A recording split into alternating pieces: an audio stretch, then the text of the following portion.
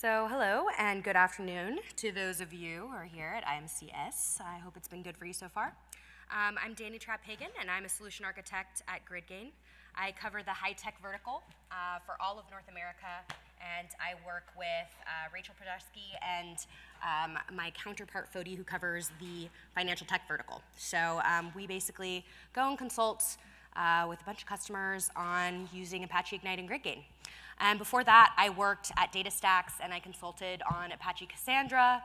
So I have a long history with distributed systems, peer-to-peer architectures, and that's kind of the flavor that I like. So like working with NoSQL systems, like working with horizontal scale-out, and I really like talking about those types of architectures. So talked to a lot of customers about the pains of like mainframe and vertical and legacy architectures and what it's like to port from those types of systems into kind of this new world. So that's sort of what my background is like, and that's what I've done for the past half a decade or so.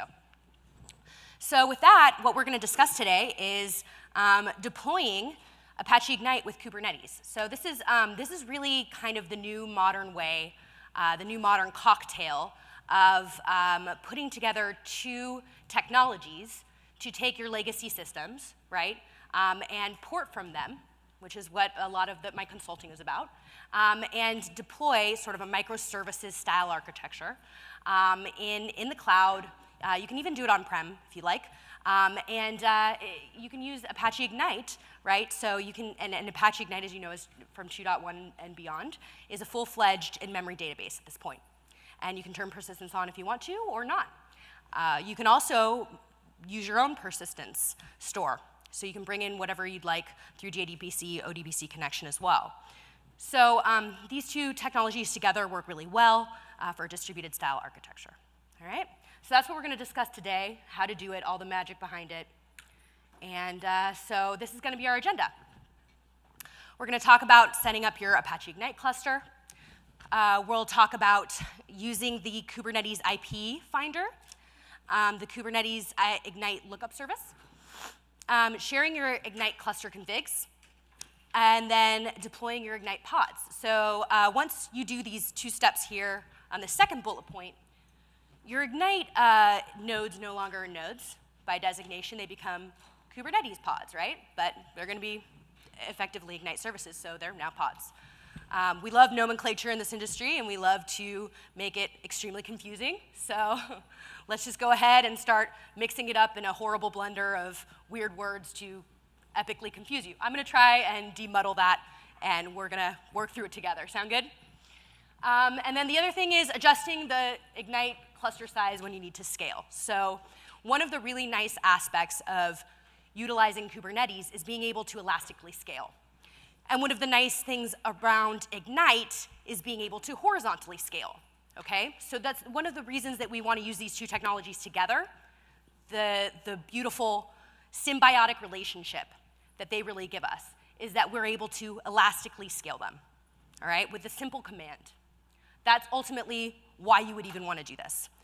There's plenty of other benefits, which you'll see in this talk, but really the meat of the matter is that elastic scalability. Okay, so with one simple command, I can go from 2 nodes to 5, or if you're a company like Spirit Bank, hundreds, right? But obviously, you have to have the network that can withstand that kind of scale out, because that's an endeavor, and you need to think about the operations, the considerations behind that. But certainly, it's something worth thinking about because that does make your life as an operator much better, and it makes development and operations people not hate each other. And we'll talk about how you can try it out with Azure as well. So I've got a lot of links in here, blog posts and things like that that'll help you along the way, and a lot of tips and stuff like that as well, so you can refer to it later on. All right, so the whole purpose of this talk is by the end, you kind of have some mastery of what these concepts are at least about, and it gives you basically a starting point to take things from here. So this is not basically that you're going to be an expert overnight, but you'll know where to begin. So first, let's kind of discuss what Apache Ignite's platform is, right? We need to have a starting point so that we can discuss what both technologies are together. So let's just make sure we're all on the same page, right? If you're going to explain it to your grandma, she's going to be like, Apache Ignite, what is that? Is it a squirrel with a flamethrower? No, grandma, it's not that. What is it? So Apache Ignite, as you've probably seen in your other sessions and discussed before, right? It's APIs that you can interact with your data at the top, right? And then what do we do with our data? Well, we have this memory-centric storage now in 2.1, right? And then we've discussed kind of the pages of memory that reflexively store to disk with our memory-centric storage, the durable memory, right? And it's on disk. It's a superset of the data that we have on off heap. And we've got a lot of these amazing feature enhancements that have occurred via 2.1 to 2.2. So we've got automatic defrag, right? We've got off heap, basically everything going off heap from on heap, which has removed a lot of the GC pauses that we saw in previous versions. We've seen some serious performance enhancements. There are a couple of blog posts out there that you can read about some of the transitions that have happened from pre-2.0, but we're not getting into that right now. And so this is your Apache Ignite cluster, right? Peer-to-peer nodes, kind of shared nothing architecture. We're not talking about vertical scale. We're talking about horizontal scale. Everybody on the same page? Good stuff. And then we're going to get into the meat of deploying it, right? So this is where the money is, and this is the interstitial space where we start talking about paired technologies. How am I going to do this? Is it going to be chef scripts, puppet scripts? What am I going to do to make this happen? Am I going to grow my own code? Like, how am I going to actually deploy? Am I going to talk to an ops team? What is the way that I want to do this in a reproducible way that isn't going to be a nightmare tire fire of code where I'm up all night, right? So let's talk about some of the features of Apache Ignite. We talked about persistence. We've got ACID compliance, right? We've got data stored in Ignite is completely ACID compliant. So if you need to be fully transactional and strongly consistent, you can do that. You can also be eventually consistent too. So there's a slider scale there depending on how you want to set certain parameters and use certain beans and things like that within the code base.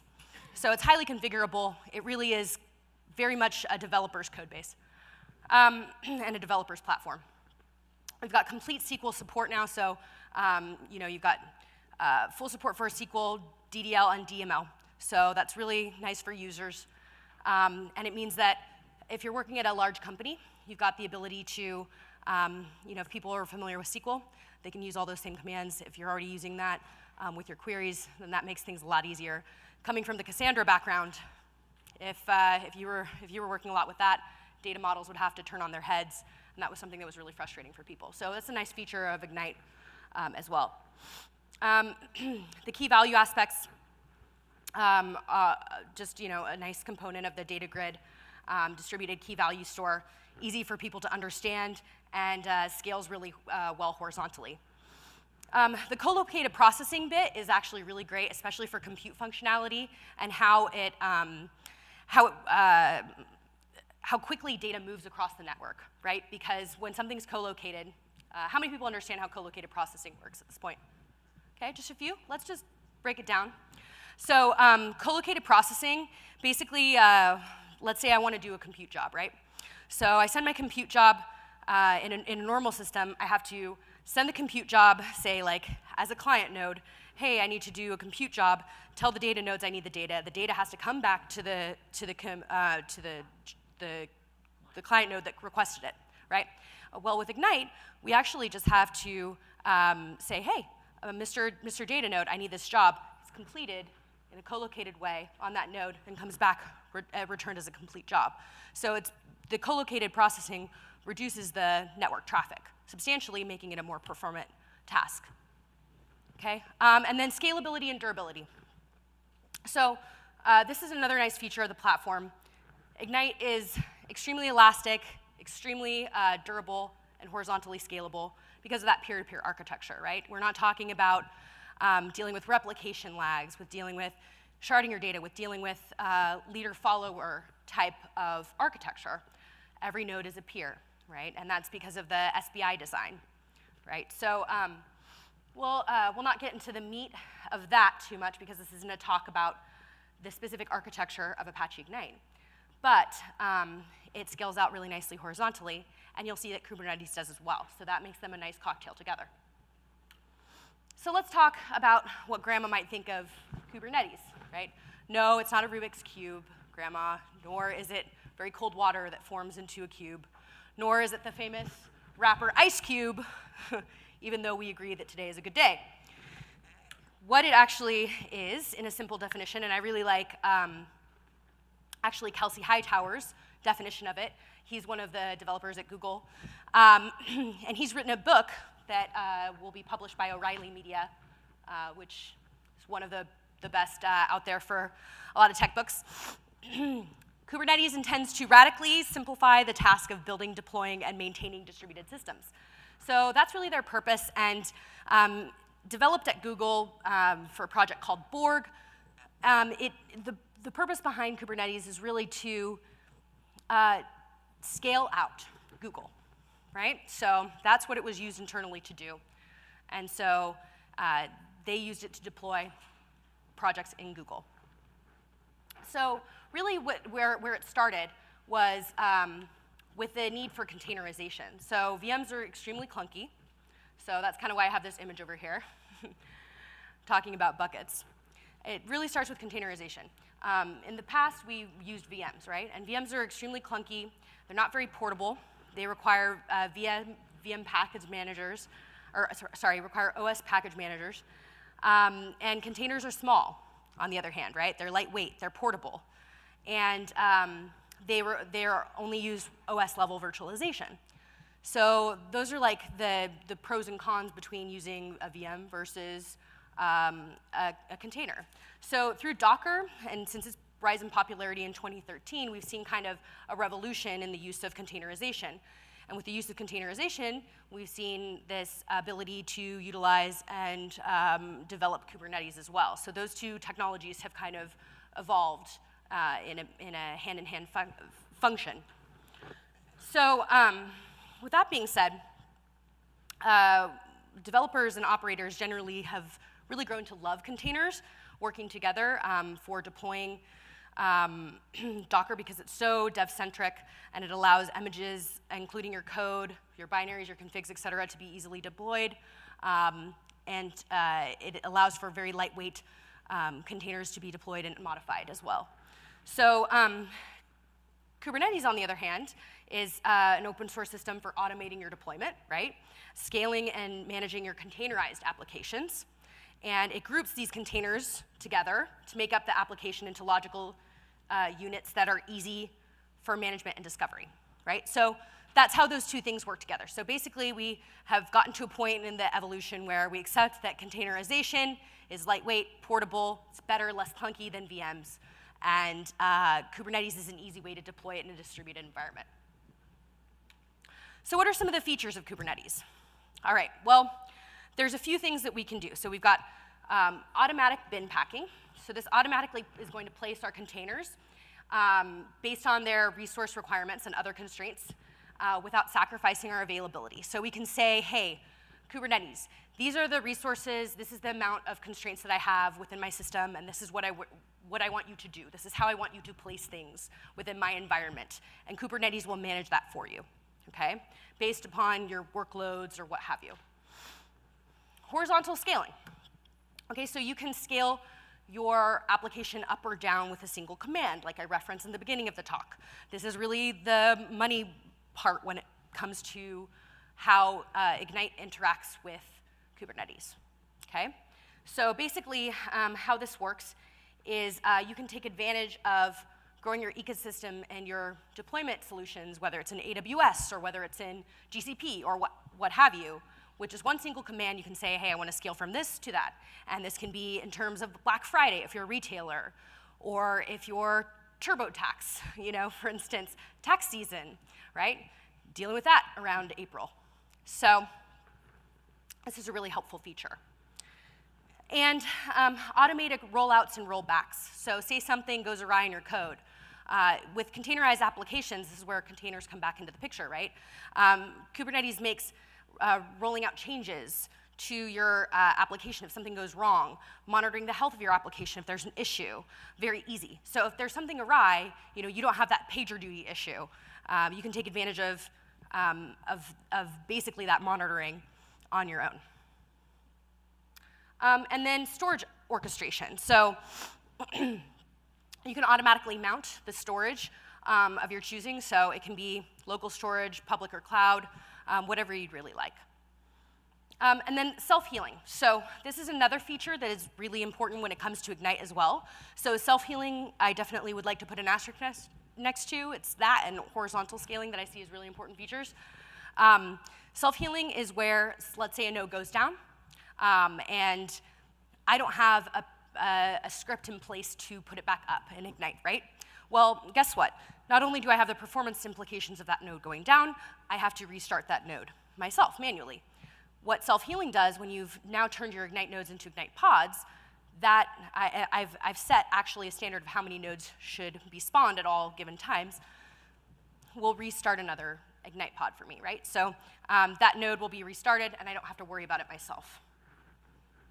So self-healing is a great thing to have in your Ignite infrastructure as well.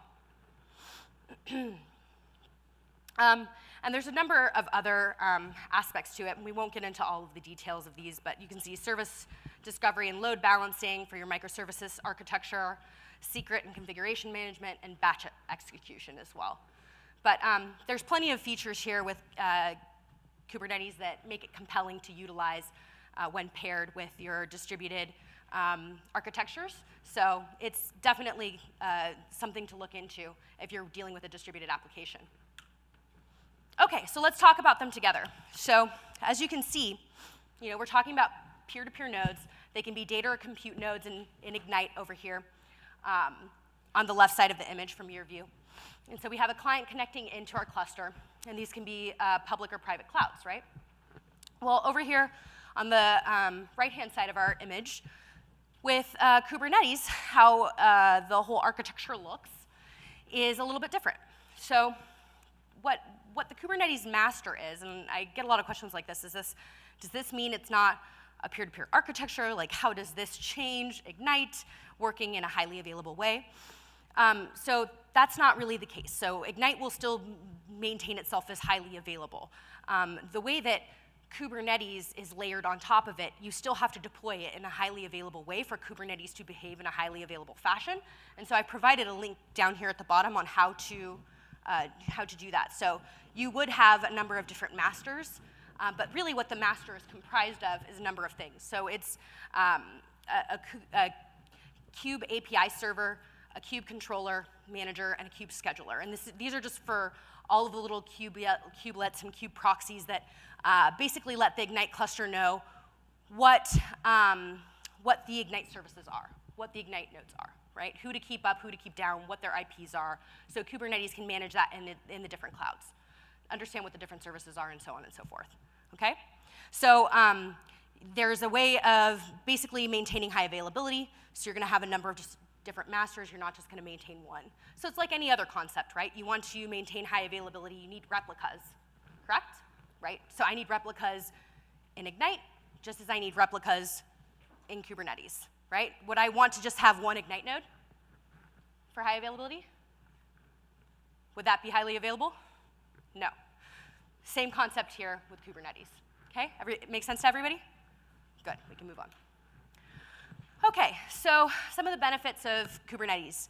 Cost efficiency. So because multiple developers can share containers, can share resources during development, it decreases redundancy, and it ensures that resources are being used efficiently.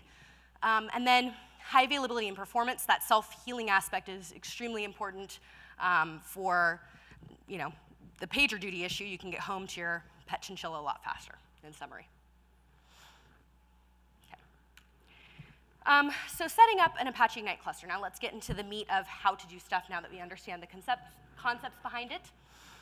So the first thing I always like to talk to people about is, what's your use case?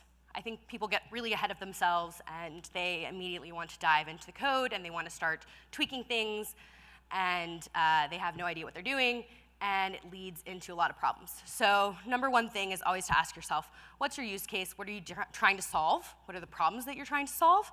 And then we can kind of move from there. So always put the cart before the horse and understand what you're trying to do. Second, now you can download Apache Ignite. Make sure that you add the Ignite Kubernetes Maven dependency into your POM, because this is going to be a very important step in using the two together. And then you can also try using the examples from our documentation. I've provided the links in these slides. All right. So setting up Kubernetes on a local machine is a really great first step before you start taking things up into the cloud. Can any brave soldier tell me why? Because the cloud costs money. Yes, that's right. So using it on your local machine is cheap, and it's easy, and it's fun, and you can do things in a dev way and mess up, and it's totally fine, and it didn't cost you any money. Okay, so you can install on your own local machine, and you can use, you can also install in the cloud if you'd like, but I recommend just trying it on your own local machine first. Okay, and so let's talk a little bit about Kubernetes discovery. So this is Kubernetes discovery with Apache Ignite. Apache Ignite needs to know that you're using Kubernetes to understand its context, right? So otherwise, it's not going to understand how IPs are being assigned. So the way that Ignite even understands that there are other nodes in the cluster, its inter-node communication, its node discovery, is done through SPI, Service Provider Interface, right? And so for it to use another interface, we have to make sure that it understands how to use another IP finder, right? So we need to make sure that the IP finder automatically looks up the IP addresses of all the live Ignite pods, and by talking to a distinct Kubernetes service that keeps all the endpoints up to date. So that's a really important note. So you don't want to use multicast, okay? So within the Ignite config file, don't use multicast. That will be a non-starter. Make sense? Okay, good. So use the static IP finder and list the Ignite IPs, and Kubernetes will dynamically assign them. All right? Those are the 2 points there. You can use another cloud Ignite IP finder if you want to, but you need Kubernetes to do it, basically running in the cloud environment for you. So let's talk about why the TCP discovery Kubernetes IP finder is important, and that really goes back to that discovery SPI implementation that I was talking about in the previous slide. So again, this is how the Ignite peer nodes discover each other and understand that they're peers. So if I spawn up a new node in the cloud, if I bootstrap a node, the only way that I'm going to know that it exists is through its IP. That's basically the handshake in Apache Ignite. So it uses a TCP IP node discovery mechanism. So nodes are organized in this ring-like fashion. So it's almost an all-network exchange, except for a few cases, that's how it's done. The service will basically maintain a list of all of these endpoints and internal IP addresses of all the containerized Ignite pods.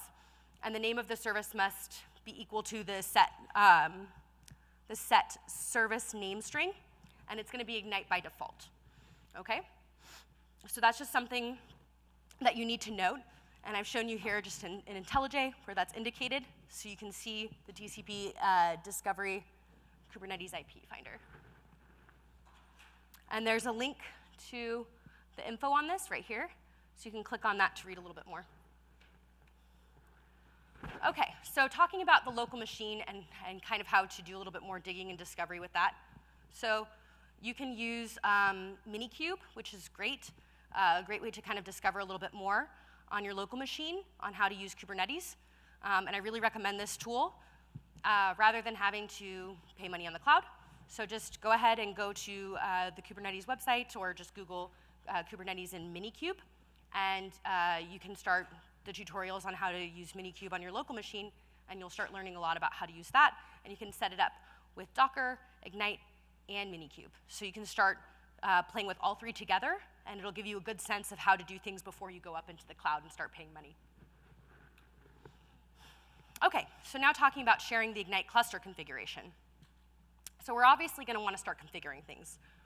We're going to want to understand exactly what are the resources that we're going to want to define, what are the number of nodes that we're going to want to have, or pods, rather, that we're going to want to have in our cluster and so forth. So let's talk about that. So the service startup and sharing configs aspect. So for MiniCube, there are two basic commands, MiniCube start and MiniCube dashboard, and then kubectl. And it's pronounced like that, kubectl. So it just looks like this, kubectl, create -f, and then you're going to put your path to your project name, the config, and then ignite service.yaml. Okay, and then so this is just what the number of steps will look like. So minikube.start just looks like this. It'll show you that it's opening your Kubernetes dashboard in your browser, and it'll show you that the service has been created. And somebody I followed on Twitter actually had a little kubectl license plate that they had made because they were that excited about it. I'm not that excited about it. But yeah, now you should see that Kubernetes is running, which is pretty exciting. And you'll see that something like hello MiniCube, just like this by default. Okay, so that's something that you should see if you were successful with these steps. Okay? Great. And you can follow along with these slides if you want to. We'll have them accessible to you afterwards. So configuring your Ignite pods. There's two things that you need. The Apache Ignite configuration file, obviously. You have to configure Apache Ignite, right? And that's with the Kubernetes IP finder I discussed before. That's why we had to talk about it before we discussed this part. And the YAML configurations for the Apache Ignite pods or nodes. So the steps are kubectl, create the ignite service.yaml, and kubectl, get svc ignite, okay? So these are links to examples of those configuration files and the YAML configs. Okay, so you can click on those, and you can use those as samples. You can modify them if you'd like. And then you can do these two commands, and you should be able to try it out. Okay? So what you're going to do next is you're going to confirm that this service was created. You'll make a path to the persistent volume, and Docker is going to use the Kubernetes config, and the one that was default named examcube.xml. You can name it something else, but just be consistent along the way so that you don't run into any problems. Okay, and then you should be successful there. So you're going to also do this for the Ignite volume claim. So from here, you're going to start creating persistence claims. So you'll do kubectl, get PV, Ignite volume. And you're going to ensure that your persistence volumes were bound. So you should be able to do this with these two commands here. So kubectl, get PVC, Ignite volume claim. And kubectl, get PV, Ignite volume. And you'll see that your statuses were bound. And there's 2 points here for people with Macs. So if you look right here, you need to use the Xhive driver to access the persistent volumes. And then one other thing, too, is that you actually need to modify your directory path in Data Ignite with your own username. Otherwise, it won't work. But other than that, that's all you need to know. So now you can deploy your Ignite pods. So just following these steps, you'll be able to deploy your Ignite pods, and you'll actually be able to get to that part where I said you can scale. So from here, you can create your Ignite deployment YAML. You can get your pods. Then you can get the logs and examine your cluster. So for instance, I can pick out a specific logs for my specific cluster. So like, for instance, 3, 4, 5, et cetera. And then I can scale out. So I can say kubectl scale my replicas, issue a value, and then I will be able to scale them out so that I have 5 Ignite nodes in my cluster, or Ignite pods, rather, in my cluster. So that's how it works. So it's that easy, and it'll take a little while for you to do it locally, but you'll see the return of 5 nodes with just that command. Okay, so there are many deployment options. Obviously, there's on-prem, there's the cloud, so you have Azure as an option, EC2, GCP, plenty of different options for you. like I said, the MiniCube for local dev. We just walked through an example of how to do that specifically and how easy that would be. And there's a couple of different blog posts on this. So actually, our PMC, Dennis, wrote one on deploying with Azure, which I have a link for right there. And then there's also some really good docs on picking the right cloud solution for you, specifically if you want some guidance on that. So one thing I like to also include is some examples of what it would look like to actually try it out on Azure. So here I have put some screenshots of that as well. And I didn't want to try to dare with the network dealing with this. And that was really smart because, as you've noticed, the network is kind of a kerfuffle here. So here's deploying it on the cloud environment. So if you deploy it on Azure, you'll see something like this once you deploy it. kubectl get nodes, and you'll see the nodes launched here. In that previous example, the only difference was that they weren't ready, and then I waited a little while longer, and then they were ready. OK, and then the next step is really just to connect to your cloud environment from your local machine. So for example, to Azure. All you have to do here is to connect to the cluster, make sure your SSH keys are set up. This is a really important step. You're going to want to be able to access it. And so all you do is basically type AZ, that's for Azure, ACS, Kubernetes, get credentials, issue your resource group, my resource group in the example that's indicated in the previous slide, and then name your Kubernetes cluster, in this example, my Kubernetes cluster. And then make sure that you see the Kubernetes agents and the master with the command kubectl get nodes. So then you should be able to use the dashboard. So this is basically the way that you're going to be able to access it. Kubectl proxy, and then go to the local host. From there, you can use the above link. This is right next to this number 4 here, to create the file and initiate the service. So just use this command below, and you're going to be able to see that the Ignite service is under the Services tab. So just click here, and you'll be able to see Ignite right there. OK. So from here, you'll be able to deploy your Apache Ignite cluster. And so you're going to be able to create your Ignite deployment.yaml file. And you can follow the instructions right here for that, and issue this command. And you'll see that the Ignite cluster is running in Kubernetes. And then you can adjust the cluster size and scale when you need to. So when you want to scale, like elastically scale out your cluster, as in the previous example, when we were doing it locally, now we're actually doing it in the cloud. OK, and so all you have to do is say kubectl scale, issue the number of replicas that you'd like, and citing that Ignite deployment YAML file, then run kubectl get pods. And let's say you want to do it with 5 nodes. There you go, 5 nodes. And then you'll see the scale out, in this case, from 2 to 5. And there's 5 nodes. So boom. OK? So basically, the overall steps are, do the Ignite download, run Kubernetes locally, and then deploy Kubernetes and Ignite. There's some links there. So lastly, some resources. We've got Dennis Magda. He and Akmal did some blogs on deploying Ignite and Kubernetes on either Azure or AWS. And so those links are here. There's some tutorials that Kubernetes actually has.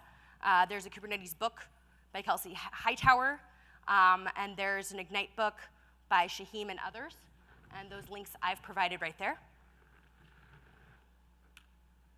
And you can reach out to me on Twitter, and you can use the hashtag ApacheIgnite as well to follow along in the conversation whenever you have questions, or if you want to just look up what people are talking about. And you should also check out ignite.apache.org for any new news or new release information. So with that, I'll open up for questions.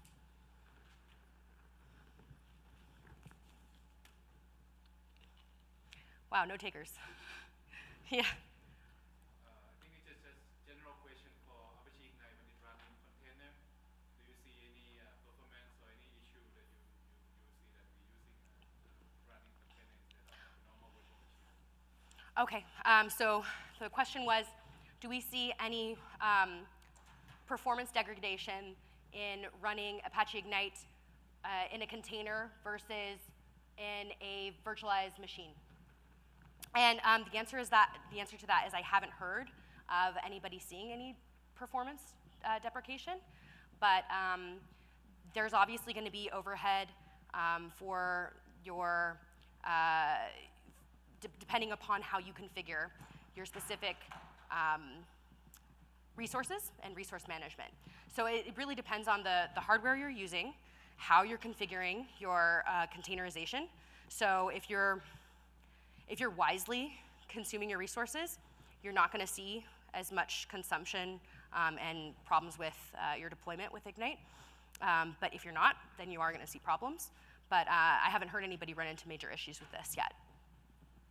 We have a few people that are using Ignite and Kubernetes right now, and we haven't heard them have issues so far, but I imagine that's probably because they did their testing well and figured out how to utilize their resources in a prudent manner.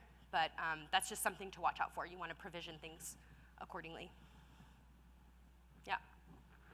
Mm-hmm. Other than the IP finder, do you think that there are other pieces that we need to leverage from Kubernetes, like maybe backup filters when you're dealing with partitions and making sure that they're not maybe on the same host or anything?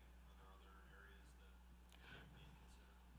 Yeah, I mean, I think that's certainly an area to look into, especially like when you're working in a cloud environment. It's something that would be prudent to exercise as well.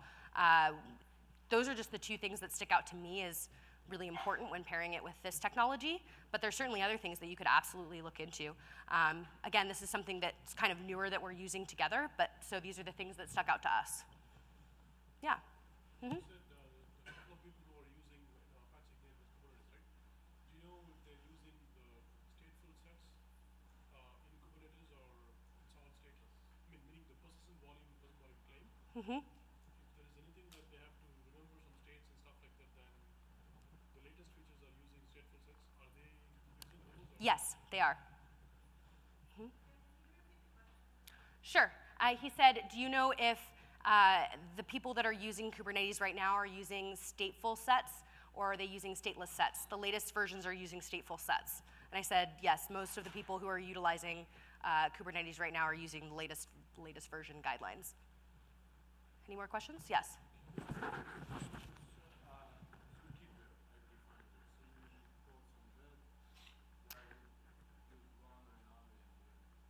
Right. So basically, the way that Kubernetes and Ignite interact is we hand over Kubernetes the torch on handling the IP finder, but under the hood, really the peer-to-peer nodes are interacting with SPI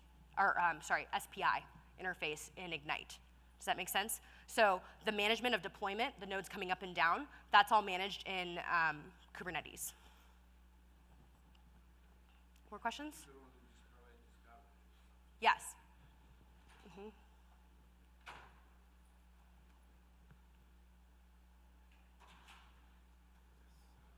Some more questions. Mm-hmm. So the self-healing process and how fast usually it takes for one node to be down and suddenly it comes. Do you track any performance on that? I mean, that's going to majorly depend on your environment, right? So you could be in GCP, you could be in Azure, and you could be in you could be in AWS, and you could be on a number of different nodes. What do your transactions look like? How big is your cluster? You know, how many transactions are hitting your cluster at that given time? How many nodes went down? How many nodes are coming back up? What's your network like? It's highly dependent upon your specific use case. I know it sucks to get an it depends answer, but it really does depend. I mean, when dealing with the cloud, it's kind of like a noisy neighbor issue too. Yeah, it's going to be dependent upon the cloud environment mostly, and what you've chosen. Yep, hardware dependent.